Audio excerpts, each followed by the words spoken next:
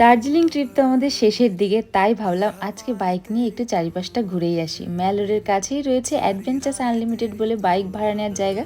এখানটায় এসে প্রথমে আমাদের পঙ্খিরা সিলেক্ট করে নিলাম, তারপর সুভাষী স্ট্রেস ড্রাইভ দিয়েই দুজনে হেলমেট পরে বেরিয়ে পড়লাম একটু সাইট সিংয়ের জন্য।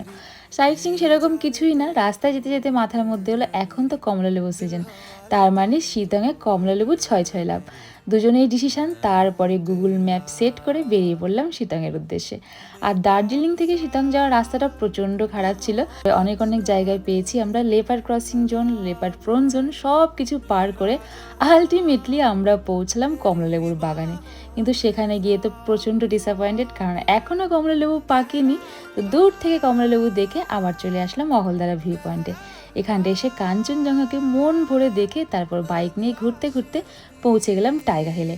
এখান থেকে বেস্ট সানসেট দেখে বাড়ি ফিরলাম আজকের মতো। টাটা।